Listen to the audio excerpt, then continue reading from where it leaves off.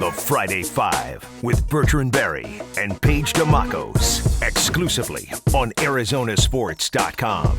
Hi, and welcome into the first ever Friday Five with B-Train and myself, Paige DeMacos. You can see we're rocking our Cardinals gear. We are ready for training camp, which is starting today. We are so excited for the season to start, and we wanted to start off with 5 camp battles to look for as we go through this next month.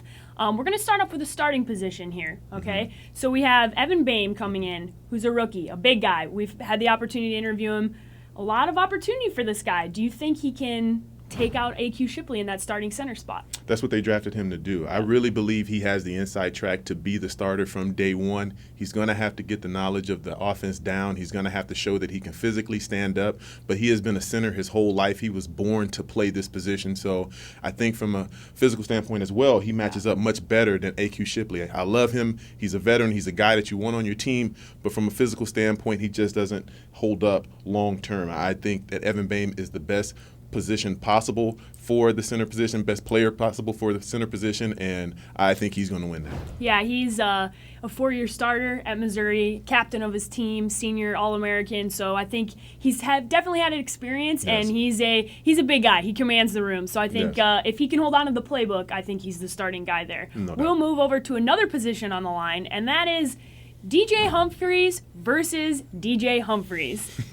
Elaborate, please. Well, for me, I look at DJ Humphries. He is going to be the most important player on the team other than Carson Palmer. And I mean this because when you look at this team is stacked. They are ready to go. They are locked and loaded for a run to Super Bowl 51 out there in Houston. The only question marks that you have is at that center position, as we talked about earlier, and also at the right tackle position where DJ Humphries is the guy. They drafted him as a first rounder last year. They expected him to redshirt last year, but then assume the position this year. And if he can stay above the fray and not listen to the criticisms and not get caught up in all the hype, and if he's truly matured and ready to take on this position, I think he is going to have a big year, and he will be one of the bigger reasons why the Cardinals have a lot of success from an offensive standpoint. Yeah, the Cardinals need him. They need him to be successful, and then we obviously need Carson to stay healthy, and he's a big part of that. All right, we will stay on the offensive side of the ball.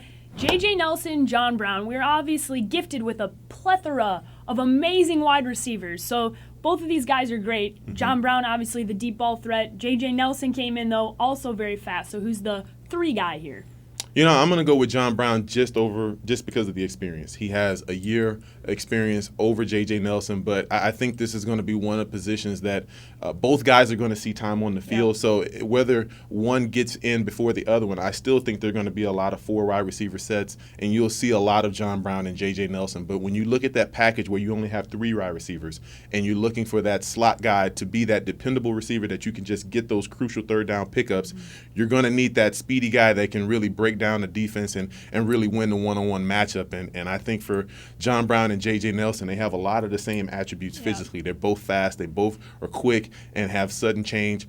So it's a matter of who is going to step up and be that guy that is going to be called on first. Yeah, who's going to hold on to the ball? John Brown had a few times where he dropped balls in big places against Philadelphia, specifically in my mind. So, J.J. Nelson as well. Yeah, you got to hold on to the ball, and I think that's you know how BA is. He's going to play whoever he wants to play. That's so right. It doesn't matter what happened last year. So hold on to the ball. We're going to move to the defensive side of the ball, and this is another rookie that could come in and step up. That's Robert Kimdichie and a veteran guy like Frosty Rucker. And this one is going to be interesting because all the talk has been about Robert Kimdichie, the first-round pick, a troubled guy, one of the more talented players in the draft. The Cardinals took a chance on him. They really expect him to do great things. He's been likened to a Darnell Dockett 2.0, a bigger, faster Darnell Dockett. So the sky's the limit for this young man. If he can keep his head on straight and be a defensive force, then I really believe he can, unfortunately, wrestle away that position from Frosty Rucker, a guy who has been a great veteran and a good pick of one of those kind time signs. He's been one of those guys that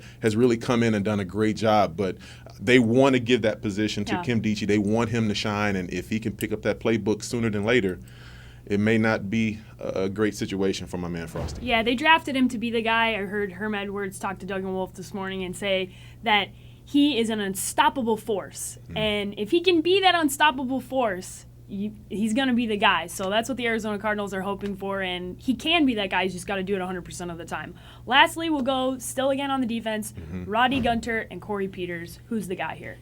They brought Corey Peters in to be that guy. Unfortunately, he had the injury last year during training camp, did not get a chance to really get on the field. So you had Rodney Gunter step in as a rookie and really surprise a lot of people. Yeah. So this is really a luxury pick here. I think you can't go wrong either way. I think both guys are going to play. I think it just adds great depth to this defensive line. And whoever's going to be the starter, make no mistake, the other guy is going to play. But if I had to go with the one guy that's going to start the game, I'm probably going to go with Corey Peters. I think they're going to give him an opportunity to get that job back. It's very difficult to just put a guy on the bench because of injury. We've seen it happen, but that doesn't mean that they don't feel like he can come in and really help this team. And I think his skill set really fits well with what the Cardinals want to do. Yeah, the Cardinals with an embarrassment of riches It's in some positions. So we'll see how this all shakes out. Obviously, B-Train giving you the insight of what he thinks going to happen. We will check in every Friday. Next Friday, the Friday 5 with B-Train and Paige DeMacos on ArizonaSports.com.